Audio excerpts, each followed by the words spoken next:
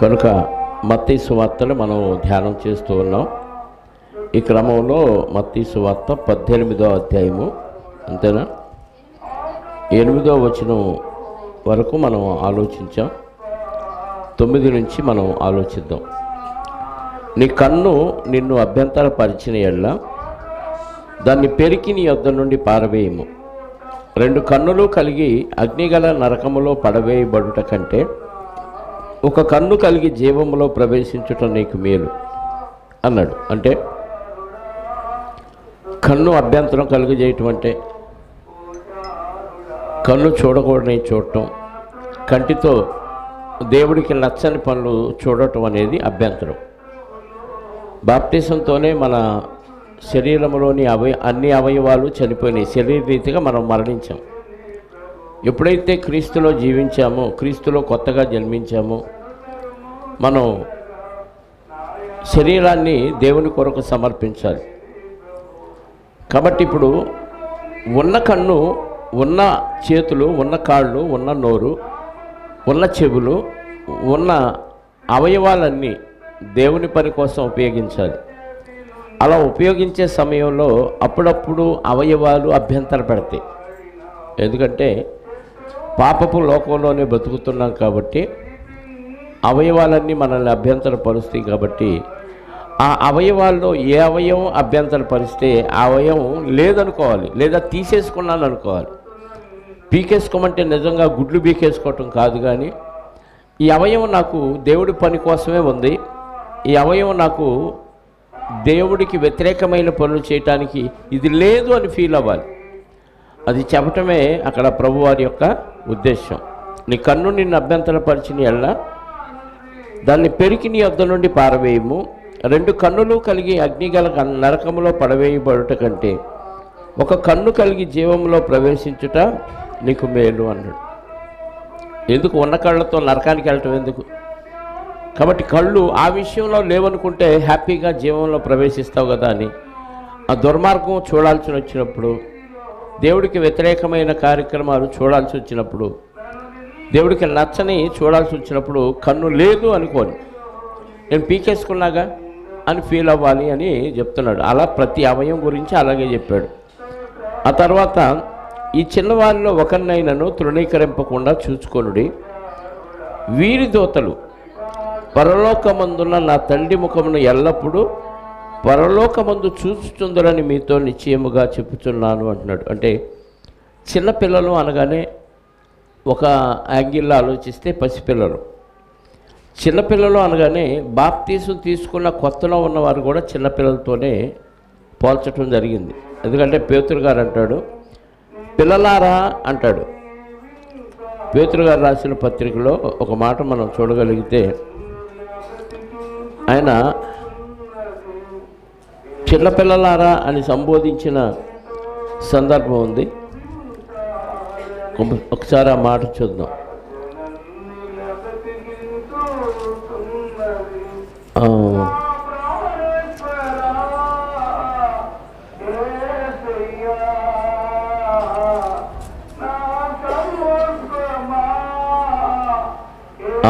యోహాను గారు రాసిన మొదటి పత్రిక 2వ అధ్యాయం 1వ వచనం. యోహాను గారు రాసిన మొదటి పత్రిక 2:1 వచనం. నా చిన్న పిల్లలారా, మీరు పాపము చేయకుండుటకై ఈ సంగతులు మీకు వ్రాయిచున్నాను. అంటే చిన్నపిల్లలు పరిశుద్ధులు, దేహరూపంగా చిన్నపిల్లలు పరిశుద్ధులే. కొత్తగా బాప్తీసం తీసుకున్న వారు కూడా ప్రారంభంలో చిన్నపిల్లలతో పోల్చాడు. కాబట్టి నా చిన్న పిల్లలారా అంటున్నాడు. పిల్లలారా అంటే ఎప్పుడైతే మనం బాప్తీసం తీసుకుంటామో మనకి దేవుడు దేవదూతల భద్రతా వ్యవస్థ ఏర్పాటు చేస్తాడు. సీఎం అవగానే సెక్యూరిటీ ఎలాగ ఏర్పాటు అయిందో అలాగే బాప్తీసం తీసుకోగానే వెంటనే దేవదూతల భద్రతా వ్యవస్థ మనకు ఉంటుంది. కాబట్టి చిన్నపిల్లలు కూడా వారి పాపం ఉండదు. కాబట్టి దేవుడు నరులను యథార్థవంతులుగా పుట్టించాడు. కాబట్టి వారిలో పాపం ఉండదు. కాబట్టి వారి దూతలు ఎల్లప్పుడూ దేవుని సముఖమందు దేవుని ముఖమును చూస్తూ ఉంటారు అంటున్నాడు. ఇప్పుడు పెద్ద అయిన తర్వాత మనకు కూడా దూతలు ఉన్నారు బాప్తీసం తీసుకోగానే. ఈ దూతలు ఎప్పటికప్పుడు రిపోర్ట్ తీసుకెళ్తూ ఉంటారు దేవుడి దగ్గరికి. అలా తీసుకెళ్ళినప్పుడు ఇప్పుడు మనం తల వంచామనుకో, తప్పు చేసామనుకో, మన దూతలు దేవుని దగ్గర మొహం చూపించలేరు. అర్థమవుతుందా? మనకి దేవుడు దూతలను అపాయింట్ చేస్తాడు బాప్తీసంతో. ఆ దూతలు దేవుడి దగ్గర తలెత్తుకోలేరు. ఎందుకంటే ఎవరికైతే దేవుడు కాపలాగా ఇచ్చాడో దూతలు, ఆ దూతలు తప్పు చేస్తున్నప్పుడు, మనం తప్పు చేస్తున్నప్పుడు మన దగ్గర తలదించుకుంటారు. ఈ ముఖం దేవుడికి చూపించలేరు. అందుకే అప్పుడప్పుడు అంటారు దొంగ ముఖం నలుపు అని. అంటే దేవదూతలు ఎప్పుడు దేవుడి ముఖం పెట్టి చూడగలరు అంటే, మనం పాపము లేకుండా పసిపిల్లల్లాగా పరిశుద్ధులుగా ఉన్నప్పుడు దేవుడి ముఖం దూతలు చూడగలరు. కానీ మనం పాపం చేసినప్పుడు దేవదూతలు దేవుడి ముఖాన్ని చూడలేరు. ఇప్పుడు చిన్నపిల్లలారా అన్నాడు కాబట్టి వీరి దూతలు ఎల్లప్పుడూ దేవుని ముఖమును, పరలోకమందున నా తండ్రి ముఖమును ఎల్లప్పుడూ పరలోకమందు చూచుచుందులని మీతో నిశ్చయముగా చెప్పుచున్నాను అంటున్నాడు. ఇంకో లోకాసు వార్త 18వ అధ్యాయం, లోకాసు వార్త 18వ అధ్యాయం 15వ వచనం. చిన్నపిల్లల వలె 15 నుంచి 18 తమ శిశువులను ముట్టవలనని కొందరు ఆయన యొద్దకు వారిని తీసుకొని రాగా ఆయన శిష్యులు అది చూచి తీసుకొని వచ్చిన వారిని గద్దించిరి. అయితే యేసు వారిని తన యొద్దకు పిలిచి, చిన్న బిడ్డలను ఆటంకపరచక వారిని నా యొద్దకు రానీడి, దేవుని రాజ్యం ఇలాంటి వారిదే అని చెప్పి, చిన్న బిడ్డల వలె దేవుని రాజ్యమును అంగీకరింపని వాడు దానిలో ఎంత మాత్రము ప్రవేశింపడని మీతో నిశ్చయముగా చెప్పుచున్నాను. చిన్న బిడ్డ వలె దేవుని రాజ్యమును అంగీకరింపని వాడు దానిలో ఎంత మాత్రమో ప్రవేశించడానికి. చిన్నపిల్లలకు కల్లా కపటం ఉండదు కాబట్టి చిన్న బిడ్డలాగా ప్రవేశిస్తే దేవుని రాజ్యంలో ప్రవేశం ఉంటుంది. చిన్న బిడ్డలాగా ప్రవేశించకుండా పెద్దోళ్ళలాగా ప్రవేశిస్తే, మీకు అక్కడ అర్థమైందా? ఆ రెఫరెన్స్ 17లో చిన్న బిడ్డ వలె దేవుని రాజ్యంలో అంగీకరింపనివాడు అంటే చిన్న బిడ్డ ఎలాగా కల్లా కపటం లేకుండా నిస్వార్థంగా అంగీకరిస్తాడో అలా అంగీకరించిన వాడు పరలోక రాజ్యంలో ప్రవేశించడం అని చెప్తున్నాడు. కాబట్టి చిన్న బిడ్డలు దేవుని రాజ్యాన్ని చక్కగా అంగీకరిస్తారు, కళ్ళ కపటం లేకుండా ఉంటారు, నిష్కల్మషంగా ఉంటారు. కాబట్టి అలాంటి వారికి దూతలు ఉంటారు. ఆ దూతలు ఎల్లప్పుడూ దేవుని సన్నిధిలో ఆయన ముఖమును ధైర్యంతో చూస్తారు. మరి పెద్ద పాపం చేస్తే మన దూతలు దేవుని దగ్గర సిగ్గుపడతారు అని తెలియజేస్తుంది ఆ వాక్యం. మళ్ళీ 11వ వచనం, మీకేమి తోచును?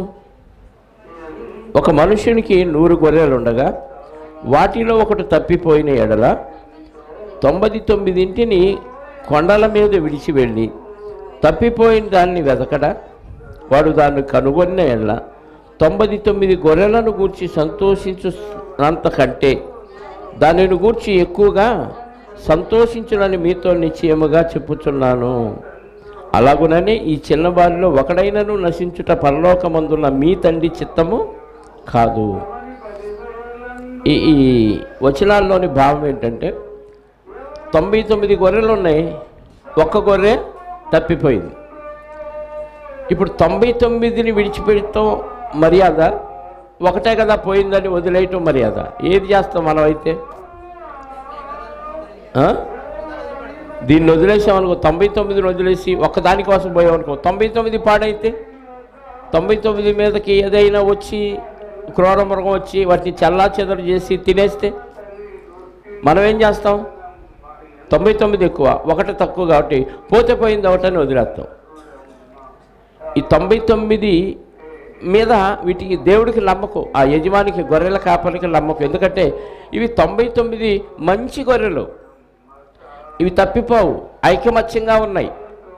99 ఐకమత్యంగా ఉన్నాయి, మంచిగా ఉన్నాయి. ఇక వీటిలో మార్పు రాదు, ధైర్యం. కానీ తప్పిపోయిన ఒక్క గొర్రె కోసం వెతికి వెతికి వెతికి ఎందుకు పట్టుకున్నాడంటే దీనికి ఏమీ తెలియదు, అందుకని అది తప్పిపోయింది కాబట్టి పట్టుకున్నాడు. దేవుని చిత్తం ఏంటంటే ఆయన వచ్చిందే ప్రభువారు పాపులను రక్షించడానికి, పాపుల కొరకు వచ్చాడు. ఇశ్రాయేలులో నశించిన గొర్రెల దగ్గరికే ఆయన వచ్చాడు. నశించిన వారిని వెతికి రక్షించుటకు మనుష్య కుమారుడు ఈ లోకానికి వచ్చాడు. కాబట్టి వెతికే పనిలో ఉన్నాడు. నశించిన వారిని, మేము బాగున్నాం అనుకున్న వారిని ఆయన వెతకల, మేము పరిశుద్ధులు అనుకున్న వారిని ఆయన వెతకల, మేము పరలోకం వెళ్ళిపోతాం అనుకున్న వారిని ఆయన వెతకల, మేము ధనవంతులం కాబట్టి అధికారం ఉంది కాబట్టి మాకేం ప్రాబ్లం లేదు అనుకున్న వారిని వెతకల. ఎవరిని వెతికాడు? పాపులను వెతికాడు. కాబట్టి తప్పిపోయింది పాపంలో పడిపోతుంది కాబట్టి, తప్పిపోయిందంటేనే సరైన దారిలో లేదు కాబట్టి దానికోసం వెతికి వెతికి ఈ 99 బాగున్నందుకు వచ్చిన సంతోషం కంటే ఇది సంతోషమే, కానీ పోయి దొరికింది చూసావా, దానికి ఎక్కువ సంతోషం. మనకు ప్రాక్టికల్గా ఈ విషయం అర్థం కావాలంటే, రోగం వచ్చింది, మనతో పాటు చాలామందికి రోగాలు వచ్చినాయి. అందరూ చాలా హాస్పిటల్కి తీసుకెళ్ళి లక్షలు ఖర్చు పెట్టి కోలుకొని ఇంటికి వచ్చారు. మనకి 100 రూపాయలతో ఆ రోగం నయమైంది. అప్పుడు వాళ్ళతో పోల్చుకుంటే మనకేమనిపించింది చెప్పండి? వాళ్ళతో పోల్చుకుంటే అమ్మయ్య నాకు 100తో అయింది, వాళ్ళకి చూడు ఎన్ని లక్షలు అయిందని ఫీల్ అయిపోతాం, సంతోషిస్తాం. లేదు, ఇంకొక ఎగ్జాంపుల్, ఎంతమంది దగ్గరికి వెళ్ళినా తగ్గని రోగం ఒక చోటుకి వెళ్ళి తగ్గేసరికి బాగా డబ్బులు ఖర్చు అయినాయి. ఖర్చు అయ్యి ఆ రోగానికి పెట్టాల్సినవి పెట్టి పెట్టి పెట్టి ఇంటికి వచ్చి సురక్షితంగా చేరిన తర్వాత అప్పుడు ఏమనిపించిందంటే, రోగం రాకుండా డబ్బులు ఖర్చు పెట్టకుండా ఉంటే ఏ సంతోషం ఉండదు, కానీ రోగం వచ్చి డబ్బులు ఖర్చు అయినా సురక్షితంగా ఇంటికి చేరుతాం చూడు, అప్పుడు సంతోషం ఎక్కువ ఉంటుంది. అంటే బాధపడితే ఆ బాధ వెనకాలన్న సంతోషం వేరు, అసలు సమస్యలే రాకుండా సంతోషం ఉంటే ఆ సంతోషం వేరు. అర్థం కాలే కదా?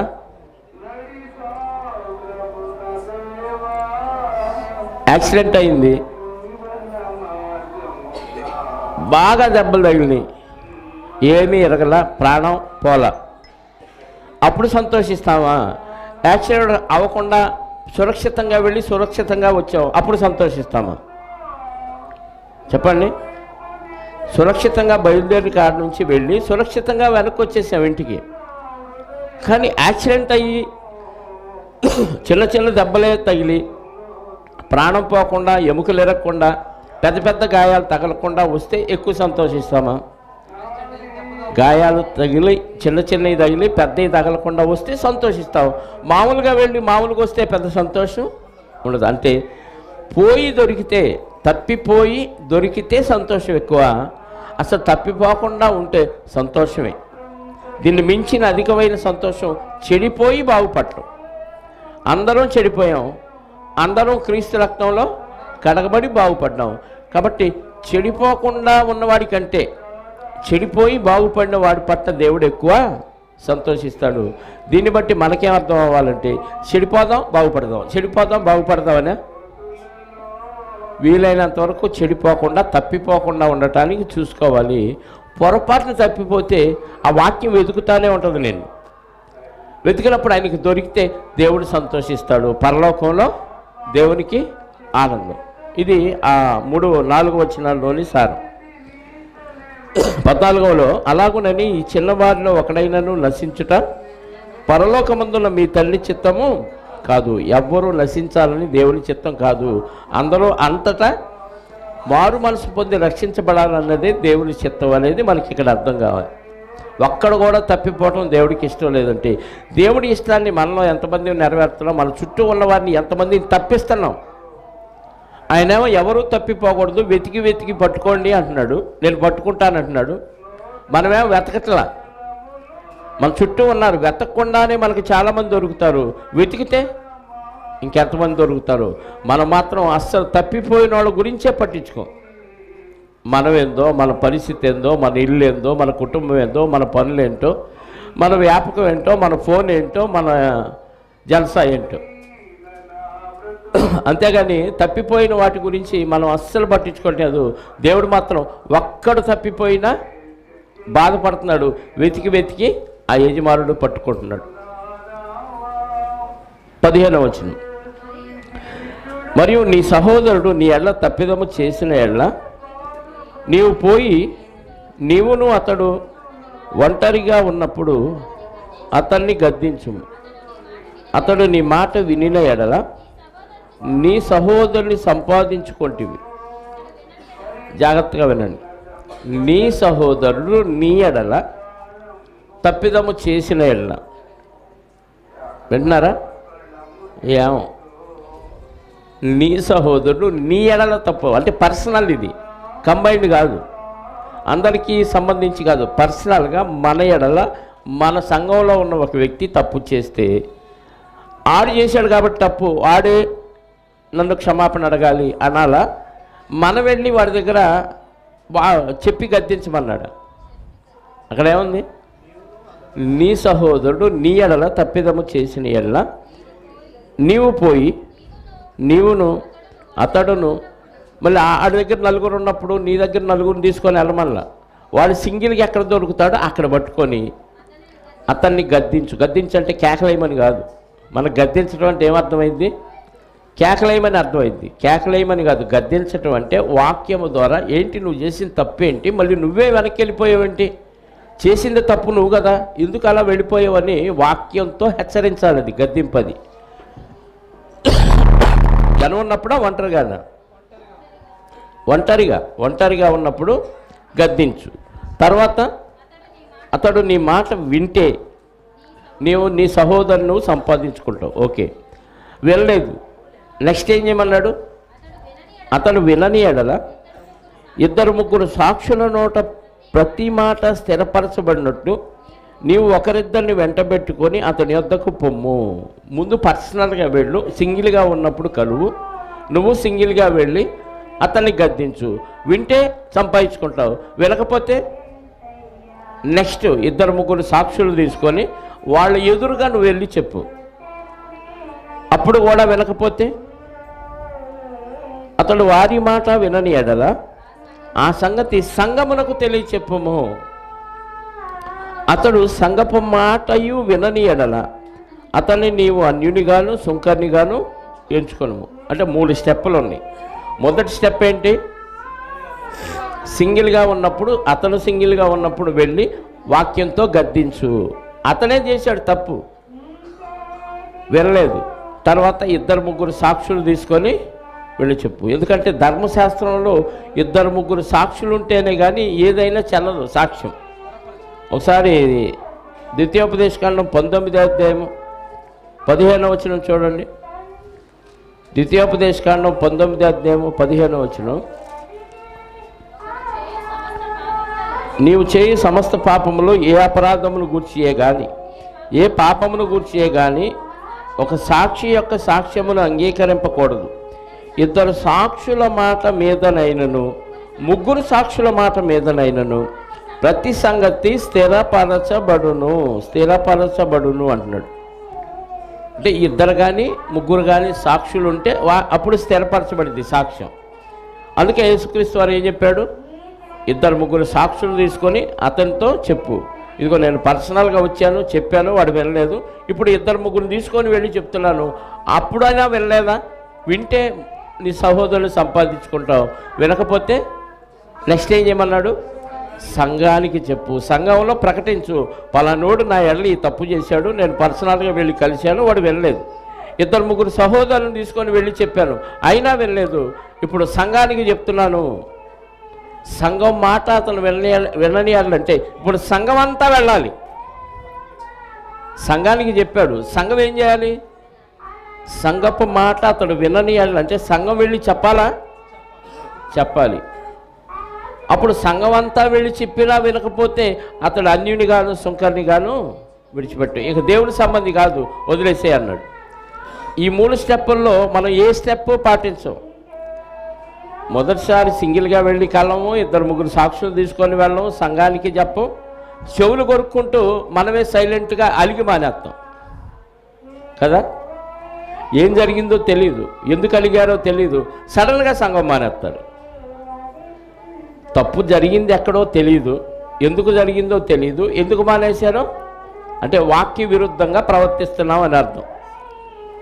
కానీ నిజమైన భక్తులు ఏం చేయాలంటే అవతలోడే తప్పు చేశాడు, చేసింది అతనే, కానీ వెళ్ళమంటున్నాడు, వెళ్ళి సింగిల్గా చెప్పు, 2-3 సాక్షులు చెప్పు, ఆ తర్వాత సంఘానికి చెప్పు. సంఘం వెళ్ళి మాట్లాడితే కూడా వినకపోతే అప్పుడు వదిలేయమంటున్నాడు. కానీ ఇన్ని స్టెప్పులు మనం తీసుకోం ప్రియులారా.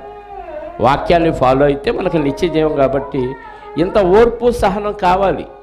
ఎందుకంటే ఎవరో నశించుట ఆయనకి ఇష్టం లేదు. కాబట్టి ఒక వ్యక్తిని ఈజీగా తీసేయచ్చు, ఈజీగా తిరస్కరించవచ్చు, ఈజీగా తృణీకరించవచ్చు.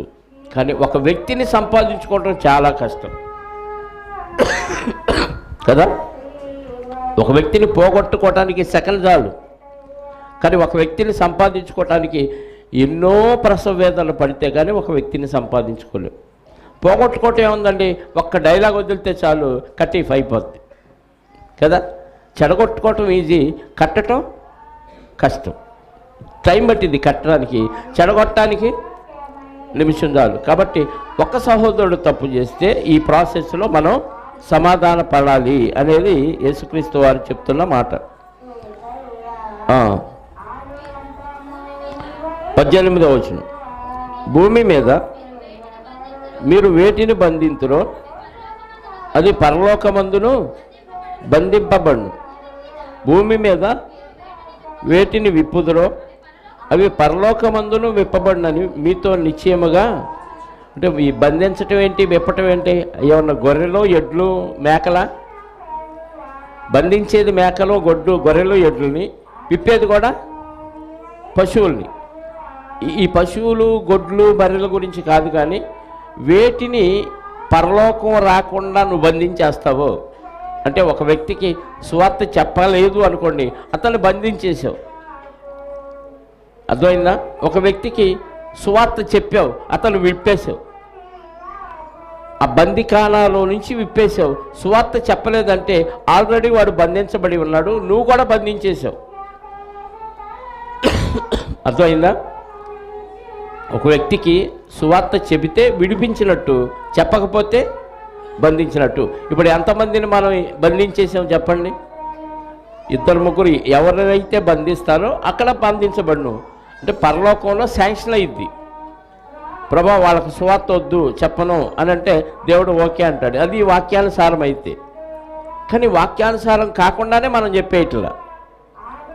వేటిని విప్పుదురో అక్కడ పరలోకంలో విప్పబడ్డు. అంటే 2-3 పరిశుద్ధులు కలిసి ఒక నిర్ణయం తీసుకుంటే దేవుడు దాన్ని ఓకే అంటాడు.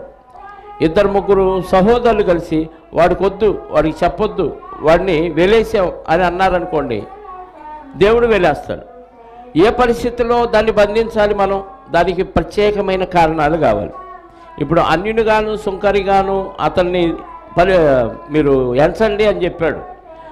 ఏ స్టెప్పులు అయిపోయిన తర్వాత ఆ మాట చెప్పాడు? 3 స్టెప్పులు అయిపోయిన తర్వాత ఆ మాట చెప్పాడు. అంటే ఇప్పుడు అతన్ని బంధించేసాం. అతను ఏం చేసాం? బంధించాం. ఓకే అన్నాడు దేవుడు. ఎందుకు బంధించామంటే దేవుడు చెప్పిన పద్ధతుల్లో 3 ప్రయత్నాలు జరిగినా కానీ వాడు వినలేదు, కాబట్టి మేము బంధించామంటే ఓకే అంటాడు దేవుడు. అసలు మనం ఏ ప్రయత్నం చేయకుండా వాడికి మేము సువార్త చెప్పం, బంధించేస్తున్నాం అంటే బంధీడు, నిన్ను బంధిస్తాడు. అర్థమైందా? కాబట్టి వాక్యానుసారంగా బంధించాలి, వాక్యానుసారంగా విడుదల చేయాలి. ఇప్పుడు అపోస్తులైన పౌలు గారు పరిచయం చేస్తున్న సమయంలో ఒక గారడీ సీమోన్ ఒక ఆయన వస్తాడు. అపోస్తుల కార్యాల గ్రంథం 13వ అధ్యాయం 8వ వచనం.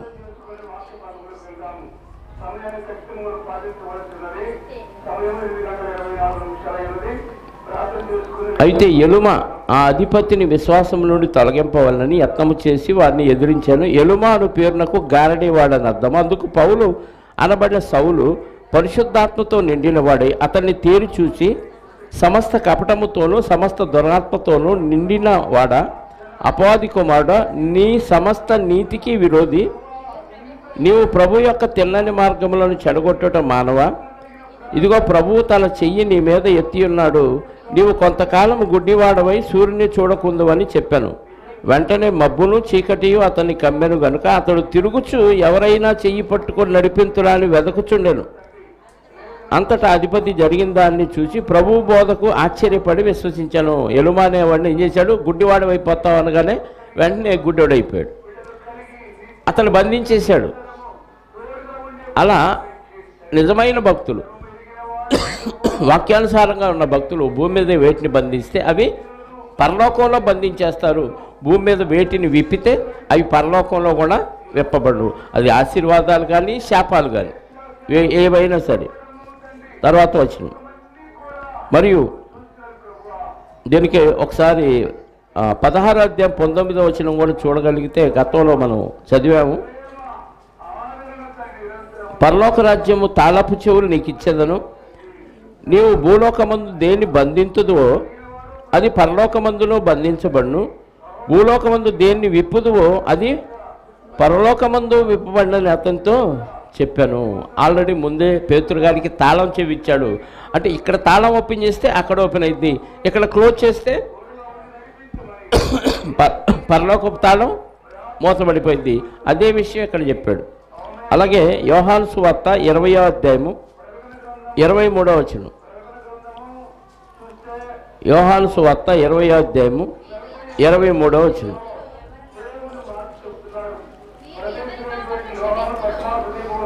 ఇరవై అధ్యాయం 23.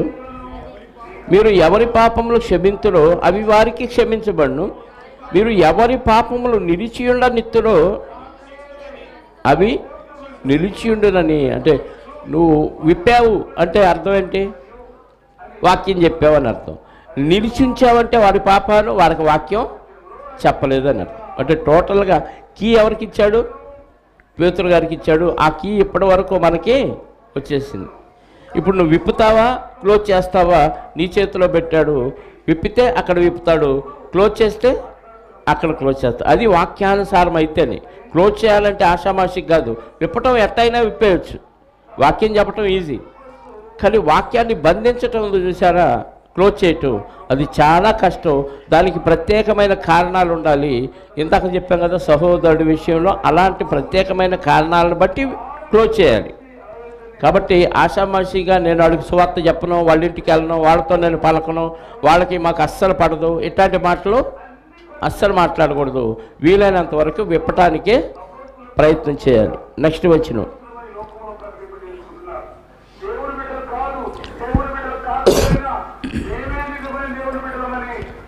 మరియు మీలో ఇద్దరు తాము వేడుకొని దేని గురించి అయినను భూమి మీద ఏకీభించిన ఎడల అది పరలోకమందున నా తండ్రి వల్ల వారికి దొరుకునని మీతో చెప్పుచున్నాను. ఏలయనగా ఇద్దరు ముగ్గురు నా నామమును ఎక్కడ కూడి ఉందరో అక్కడ నేను వారి మధ్య ఉందునని చెప్పాను. అంటే ఇద్దరు ముగ్గురు ఏకీభవిస్తే దేవుడు దాన్ని ఓకే చేస్తాడు. ఒకరొక రకంగా ఉంటే దాన్ని దేవుడు శాంక్షన్ చేయడు. అలాని ఇద్దరు ముగ్గురు కూడి ఉంటే అక్కడ నేను ఉంటానంటే, ఇప్పుడు ఒక్కలమే మనం ప్రార్థన చేసుకున్నప్పుడు ఉంటాడా దేవుడు? ఉండడా? ఇంట్లో సింగిల్గా ప్రార్థన చేసుకుంటాం, ఇప్పుడు ఉంటాడా ఉండడా? మరి ఇద్దరు ముగ్గురు ఎక్కడ కూడి ఉందో అక్కడ నేను ఉంటానన్నాడు. కూడి ఉండటం అంటే ఐకమత్యంగా ఉండటం. అది ఐకమత్యత లేని కాడ దేవుడు ఉండడు. ఐకమత్యంగా ఉన్నవారు ఒకే మాట ఒకే బాట. కాబట్టి మీరు అంతా ఐకమత్యంగా ఉండండి, నేను ఉంటాను. మీరు విడిపోతే నేను ఉండను అని అర్థం. నీకు అర్థం అవుతుందా? సంఘం అంతా తండ్రి నీవును నేను ఏకమై ఉన్నలాగా వీరును మన యందు ఏకమై ఉండాలని యోహాను సువార్తలో చెప్తాడు యేసుక్రీస్తు వారు. అంటే ఐకమత్యంగా ఇద్దరు ముగ్గురు సహోదరులు కూడి ఉంటే అక్కడ దేవుడు ఉంటాడు, అంటే పరిశుద్ధాత్మ ఉంటాడు. ఇద్దరు ముగ్గురు ఊరక కూడి ఉన్న మనసులు కలవలేదు, ఒకరంటే ఒకరు కోరసూపులు ఊరిని చూసుకుంటున్నారనుకో, లోపల ఒకళ్ళ మీద ఒకళ్ళకి ద్వేషం కక్ష ఉందనుకోండి, అక్కడ దేవుడు చెప్పండి ఉంటాడా? ఉండడా? ఖచ్చితంగా దేవుడు అక్కడ ఉండడు. అంటే ప్రభు ఉండాలంటే, పరిశుద్ధాత్మ ఉండాలంటే అందరూ ఐకమత్యంగా ఉండాలి అనేది దాని భావం. 31వ వచనం. ఆ సమయంలో పేతురు ఆయన యొద్దకు వచ్చి, ప్రభువా, నా సహోదరుడు నా ఎళ్ళ తప్పుదము చేసిన ఎళ్ళ నేను ఎన్ని మార్లు అతనికి క్షమింపవలను? 7 మార్లు మట్టుక అని అడిగాను. అందుకు యేసు అతనితో ఇట్టాను, 7 మార్ల మట్టుకే కాదు 70 ఏళ్ల మార్ల మట్టుకని నీతో చెప్పుచున్నాను. ఇంతకు ముందే చదివాం కదా 15వ వచనం నుండి. ఆల్రెడీ యేసుక్రీస్తు వారు ఏం చెప్పారు? నీ సహోదరుడు నీ ఎళ్ళ తప్పిదం చేస్తే నువ్వు సింగిల్గా ఉన్నప్పుడు వెళ్ళి అతనితో సమాధానపడు. అతను పడకపోతే ఇద్దరు ముగ్గురు సాక్షులు తీసుకెళ్ళి చెప్పు. అంటే క్షమాపణ విషయంలో ఒక ప్రాసెస్ చెప్పేశాడు. అయితే పేతురు గారికి వచ్చిన డౌట్ ఏంటంటే అసలు అలా ఎన్నిసార్లు చేయాలి, అలాగా ఎన్నిసార్లు చేయాలి అని అడిగినప్పుడు అక్కడ సమాధానం చెప్పాడు. ఇందాకటి ప్రశ్న సమాధానం వేరు, ఈ ప్రశ్న వేరు. ఎన్నిసార్లు క్షమించాలి అంటే మనమేమంటాం చెప్పాలి. ఒక విషయంలో ఒక వ్యక్తిని ఎన్నిసార్లు క్షమిస్తాం మనం? 2-3 సార్లు లేదా 4 సార్లు. ఇంకా నా వల్ల కాదు అంటాం. ప్రభువు కూడా అలాగే అంటే, దేవుడు కూడా అలాగే అంటే మనం పరిశుద్ధులుగా అవటానికి పాత్రలు కాదు. పోనీ పరిశుద్ధులు అయిన తర్వాత అయినా ఏమన్నా బాగున్నామా అంటే మళ్ళీ తప్పు చేస్తున్నావు మళ్ళీ క్షమిస్తున్నాడు, మళ్ళీ తప్పు చేస్తున్నావు మళ్ళీ క్షమిస్తున్నాడు. ఎన్నిసార్లు అంటే నువ్వు బతికినంత కాలం తప్పులు చేస్తూనే ఉంటావు, క్షమాపణ అడుగుతూనే ఉంటావు, ఆయన క్షమిస్తూనే ఉంటాడు. అయితే మరణకరమైన పాపం చేస్తే మాత్రం క్షమాపణ లేదు, గుర్తుపెట్టుకోండి. దాని గురించి మరొకసారి మాట్లాడుకుందాం. క్షమాపణ ఉన్న పాపాలు చాలా ఉంటాయి. అవి చేస్తూ పొరపాటున అవి కూడా బుద్ధిపూర్వకంగా చేసి మళ్ళీ సారి చెప్పి మళ్ళీ చేసి మళ్ళీ సారి చెప్పకూడదు. క్షమాపణ ఉన్న పాపాలు చేస్తూ క్షమించమని అడిగితే క్షమిస్తాడు. ఎన్నిసార్లు క్షమించాలయ్యా నేను నా సహోదరుడు అని పేతురు గారు అడిగితే ఆయన చెప్తున్నాడు, ఏమని చెప్తున్నాడు? 7 మార్లు మట్టుకు క్షమించాలా? ఒక రోజుకి 7 సార్లు క్షమిస్తే సరిపోద్దా అంటే కాదు, 7 మార్లు మట్టుకే కాదు, 70 ఏళ్ల మార్లు మట్టుకని నీతో 70 ఏళ్ల మార్లు మట్టుకు 70 సంవత్సరాల మార్లు. అర్థమైందా? మన ఆయుష్కాలం ఎంత? 60 లేకపోతే 70. అంటే నువ్వు బతికినంతకాలం క్షమిస్తూనే ఉండవు. మనం మాత్రం అస్సలు ఎవరిని క్షమించాం. ఇలాంటి క్షమాగుణం దేవుడు మన ఏళ్ళ చూపించాడు కాబట్టి మనం కూడా నా జీవితంలో నీ మొహం నాకు చూపించొద్దు, నా జీవితంలో నువ్వు నాకు పలకొద్దు అని ఎంతమందితో ఎన్నిసార్లు అన్నామంటే వాక్య విరోధమైన మాటలా, వాక్యానుకారమైన మాటలా? చెప్పండి. ఎన్నిసార్లు ఎన్ని డైలాగులు కొట్టుంటాం, మనమే పెద్ద హీరోలు అయినట్టు, మనం లేకపోతే వాళ్ళకి బతుకులేదు అన్నట్టు. నీతో నీకు పలకను, నువ్వు పలకపోతే వాళ్ళకి నష్టమా? చెప్పండి. ఎంతమంది చనిపోతుంటే మిగిలిన వాళ్ళు బతుకుతున్నారా లేదా? తల్లిదండ్రులు చనిపోయి పసిపిల్లలు బతుకుతున్నారు యాక్సిడెంట్లు. మరి వాళ్ళు పెరిగి పెద్ద అయిపోతున్నారా?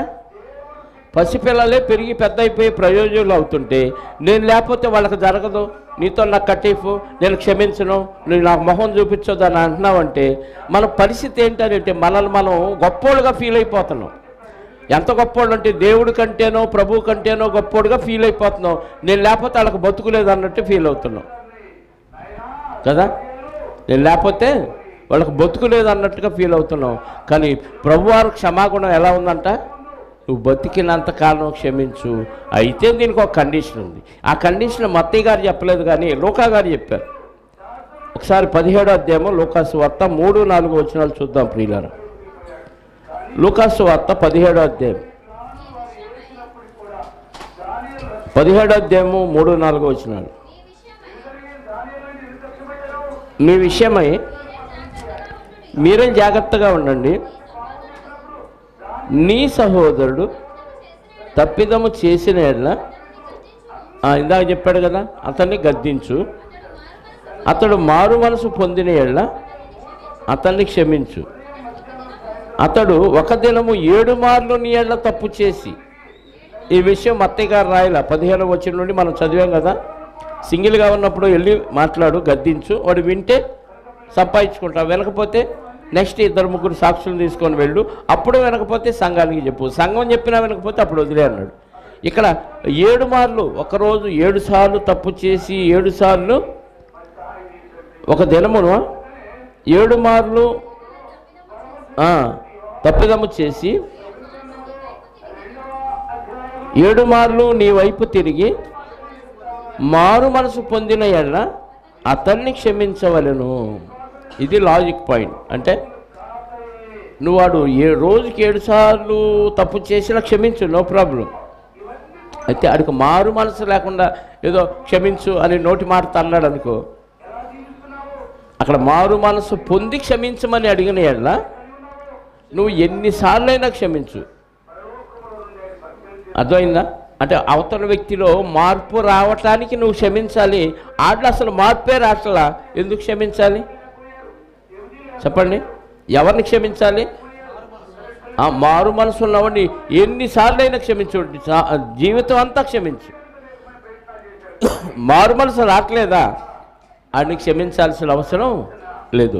అవతల వ్యక్తిలో పశ్చాత్తాపం కానీ మారు మనసు కానీ నేను తప్పు చేశాననే ఫీలింగ్ కానీ లేకుండా ఆడేది చేతగానోడు ఎన్నిసార్లు అడిగినా క్షమిస్తాడులే అని అలుసుగా తీసుకొని క్షమించమంటున్నారనుకో, అలాంటి వాడిని క్షమించాల్సిన అవసరం లేదు.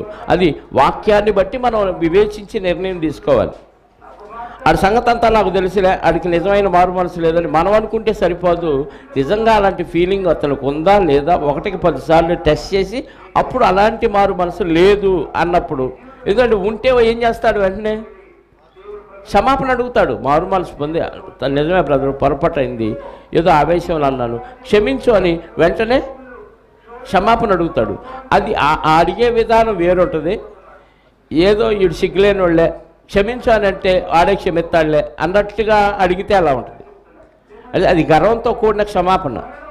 నిజమైన పశ్చాత్తాపంతో అడిగే క్షమాపణ ఆ తీరు వేరు, గర్వంతో ఉన్న క్షమాపణ తీరు వేరు. కాబట్టి ఆ సైకాలజీని బట్టి, అక్కడ ఉన్న కండిషన్ని బట్టి ఒకసారి కాదు 2 సార్లు కాదు, ఏదో ఒకసారి దొరికిపోతాడు. అర్థమైందా? కాబట్టి ఎప్పుడు క్షమించాలి? 70 ఏళ్ల మారులకు మట్టుకంటే నిజమైన మారు మనసు కలిగి రోజుకి 7 సార్లు క్షమించమని అడిగితే ఎన్నిసార్లు అయినా క్షమించు. 7 మార్లు అంటే సంపూర్ణం అని అర్థం, కంప్లీట్ అని అర్థం. అంటే ఎన్నిసార్లు నిజమైన మారు మనసు పొందిన రోజంతా క్షమించు. మారు మనసుగా లేకపోతే వేస్ట్, క్షమించొద్దు అని అర్థం. అర్థమైందా?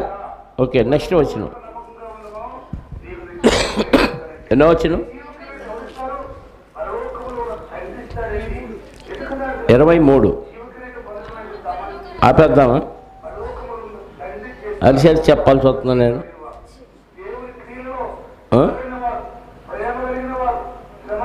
ఆపేద్దాం, చదువుకుందాం. సరే, 23. కావున పరలోక రాజ్యము తన దాసుడి యొద్ద లెక్క చూసుకొనగోరిన ఒక రాజును పోలి ఉన్నది. అతడు లెక్క చూసుకొని మొదలుపెట్టినప్పుడు అతనికి 10,000 తలాంతులు అచ్చి ఉన్న ఒకడు అతని యొద్దకు తేబడెను. అప్పు తీర్చుటకు వాని యొద్ద ఏమీ లేనందున వాని యజమానుడు వానిని, వాని భార్యను, వాని పిల్లలను, వానికి కలిగినది యావత్తు అమ్మి అప్పు తీర్చవాలని ఆజ్ఞాపించాను. కాబట్టి ఆ దాసుడు అతని ఎదుట సాగిలపడి మ్రొక్కి, నా ఎళ్ళ ఓర్చుకొనుము, నీకు అంతయు చెల్లింతులని చెప్పగా ఆ దాసుని యజమానుడు కనికరపడి వారిని విడిచిపెట్టి వాని అప్పు క్షమించాను. అయితే ఆ దాసుడు బయటికి వెళ్ళి తనకు 100 దేనారములు వచ్చి ఉన్న తన తోడి దాసులలో ఒకరిని చూచి వాని గొంతు పట్టుకొని, నీవు బాకీ ఉన్నది చెల్లింపుమనెను. అందుకు వాడి తోడి దాసుడు సాగిలపడి, నా ఎళ్ళ ఓర్చుకొనుము, నీకు చెల్లించదలని వారిని వేడుకొనెను. కానీ వాడు ఒప్పుకొనక అచ్చి ఉన్నది చెల్లించే వరకు వారిని చెరసాలలో వేయించాను. ఏం జరిగింది? ఒక యజమానుడు అప్పిచ్చాడు. ఎంత అప్పిచ్చాడంట? 10,000 తలాంత్. అంటే ఎంత అంట అక్కడ? 3,600. 10,000 తలాంతులు అంటే 6 లక్షలు. 6 లక్షలు అప్పిచ్చాడు. పట్టుకొని నువ్వు, నీ భార్య, నీ పిల్లలు అందరూ నా దగ్గర బాకీ తీర్చండి అని పట్టుకున్నాడు యజమానుడు. ఆయన ఏమన్నాడు? క్షమించయ్యా, నీ బాకీ అంతా చెల్లిస్తాను, కొంచెం టైం అని అడిగాడు. టైం అని అడిగాడు కానీ నేను ఇవ్వలేను అనలే. ఏమన్నాడు? కొంచెం సమయం ఇవ్వమని అడిగాడు. సమయం ఇవ్వమని అడగగానే అసలు ఆడు బాకీ తీసేయండి అని ఆ యజమానుడు ఎంత దయామయుడో చూడండి, మొత్తం క్షమించేశాడు. క్షమించమని అడగలా, టైం అడిగాడు. కానీ ఆ క్షమాపణ పొందిన వ్యక్తి బయటికి వెళ్ళి చాలామందికి బాకీలు ఇచ్చాడు. వీడు కూడా అందులో ఒకటి పట్టుకొని వచ్చి, ఎంత అంటా వాడి బాకీ? 100 దేనారములు. అంటే ఆయన పొందుకున్నదేమో 10,000 తలాంతులు. అక్కడ బాకీ క్లియర్ అయింది, అంటే 6 లక్షలు సుమారుగా. ఇక్కడ 100 దేనారములు అంటే, ఒక దేనారం అంటే అంట ₹1 ఇంచుమించు ₹100. 100 దేనారాలంటే ₹50. 6 లక్షలు ఎక్కడ? ₹50 ఎక్కడ? 50 రూపాయలు బాకీ ఉన్నవాడిని పట్టుకొని నువ్వు ఇస్తావా సత్తావంటే, అయ్యా ఈడు కూడా ఏమన్నాడు, ఆడి భార్యని పిల్లల్ని అందరూ పట్టుకొని లేకపోతే ఊరుకోని అనగానే, నాకు సమయం నేను చెల్లిస్తాను అనగానే, నువ్వు చెల్లించేదాకా జైలుకి వెళ్ళిపోని జైలుకి పంపించాడు. ఇప్పుడు ఈ విషయం 6 లక్షలు క్షమించిన యజమానుడికి తెలిసిపోయింది. నేను వాడికి 6 లక్షలు క్షమించాను కదా, వీడు 50 రూపాయలు పక్కనోడికి క్షమించలేకపోయాడే అని ఆ కోపం వచ్చి వాడిని పిలిపించి ఏం చేశాడు,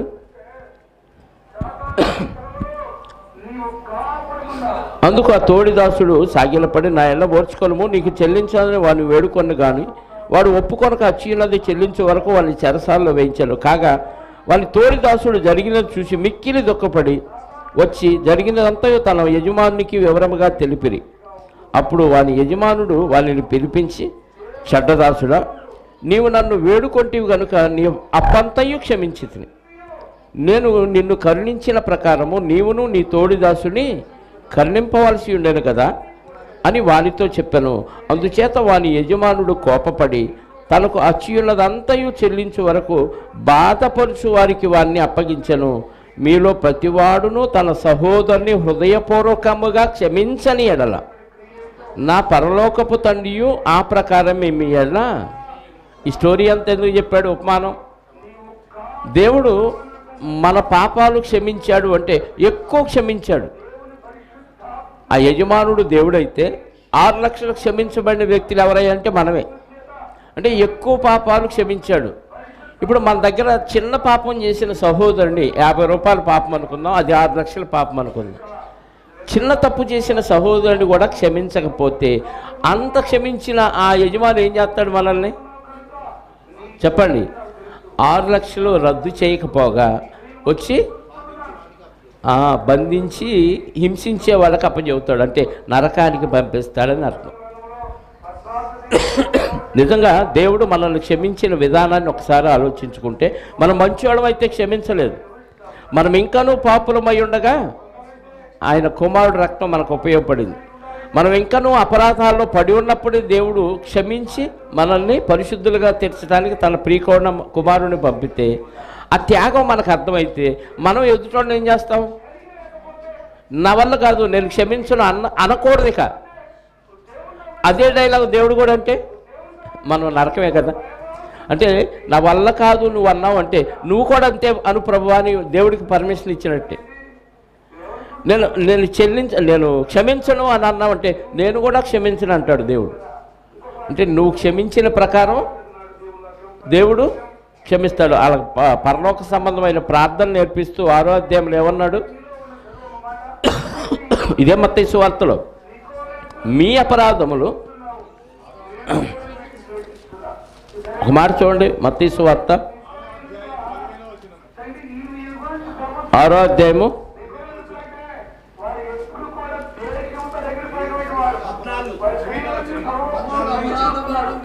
12 నుంచి చూద్దామండి.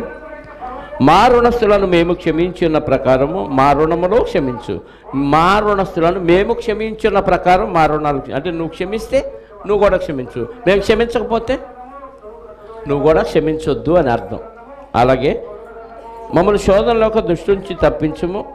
మనుషుల అపరాధములను మీరు క్షమించిన ఎడల మీ పరలోకపు తండ్రియు మీ అపరాధములను క్షమించును.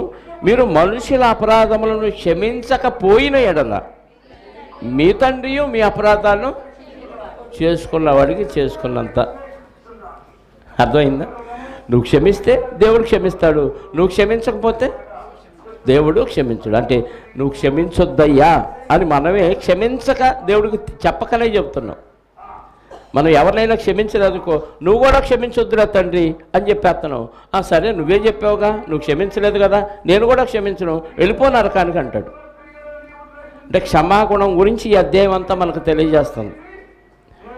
అంటే యేసుక్రీస్తు వారు ఎంత క్షమించాడో, దేవుడు ఎంత క్షమించాడో మనం కూడా అంత క్షమించాలి. బైబిల్లో ఉన్న ఈ ప్రేమే ఉంటేనే ఆ క్షమాపణ మనకు వచ్చింది. అది లేకపోతే మనం లోకస్తులాగా ఉంటే ఎవరిని క్షమించలేము, ఎవరిని ఓర్చుకోలేము, ఎవరిని సహించలేము. ఎవరన్నా ఒక మాట అంటే ఆ రోజు నిద్ర మాటలు, అది లోకస్తుల పద్ధతి. కానీ దేవుని పద్ధతి ఏంటంటే నువ్వు తప్పు చెయ్యకపోయినా నిన్ను అంటారు.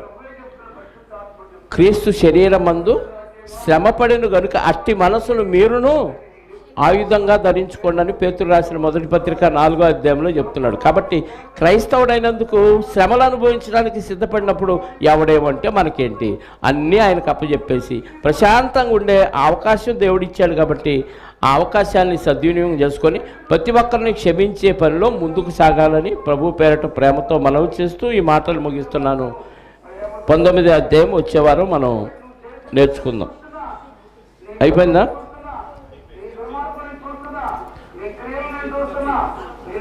ప్రార్థన చేద్దాం. పరమనందు ఆశీనుడమై ఉన్న మా కన్న తండ్రి, మహోన్నతుల మీ ఘనమైన శ్రేష్టమైన నామాన్ని బట్టి స్తోత్రాలు. ఇదిగోనైనా మత్తయి సువార్త 18వ అధ్యాయంలోని క్షమాగుణాన్ని గురించిన కొన్ని వచనాలు మేము ఆలోచించామయ్యా. నిజంగా తండ్రి, మీరు మమ్మల్ని క్షమించిన రీతిగా మేము కూడా ఒకరినొకరు క్షమించుకోవాలని, ఈ క్షమాగుణం ఉంటే సంఘమంతా ఐకమత్యంగా ఉంటుందని, ఐకమత్యంగా మేము కలిసి ఉన్నప్పుడే మీరు మా మధ్య ఉంటారని, మేము ఐకమత్యంగా లేకపోతే మీరు మా సన్నిధిలో ఉండరు అని మాకు తెలియచేసిన మాటలను బట్టి మీకు స్తోత్రాలు. ఇదిగోనైనా కొత్త సంవత్సరంలో ప్రవేశించబోతున్న ఈ తరుణంలో ఇప్పటికైనా మేము ఒకరినొకరు క్షమించుకుంటూ అందరూ ఐకమత్యంగా ఉండే భాగ్యాన్ని మనసును మాకు అనుగ్రహించమని కోరుకుంటూ, జరిగించిన కార్యక్రమాలన్నింటినీ బట్టి మీకు క్రీస్తు ద్వారా కృతజ్ఞతాస్తుతులు చెల్లిస్తూ, మా రక్షకుడు నీ ప్రియకుమారుడైన యేసుక్రీస్తు వారి యొక్క శ్రేష్టమైన నామములో, క్షమాపణ కలిగిన నామములో ప్రార్థించి అడిగి వేడుకొలుచున్నాను పరలోకపు తండ్రి, ఆమెన్. మనందరి కన్న తండ్రి అయిన దేవుని ప్రేమ, ఆయన ప్రియకుమారుడైన యేసుక్రీస్తు వారి కృప, పరిశుద్ధాత్మ యొక్క అన్యోన్య సహవాసము ఇప్పుడు ఎల్లప్పుడూ సకల పరిశుద్ధులకు సదాకాలము తోడై ఉండి నడిపించునుగాక. ఆమెన్. అందరికీ వందనాలు.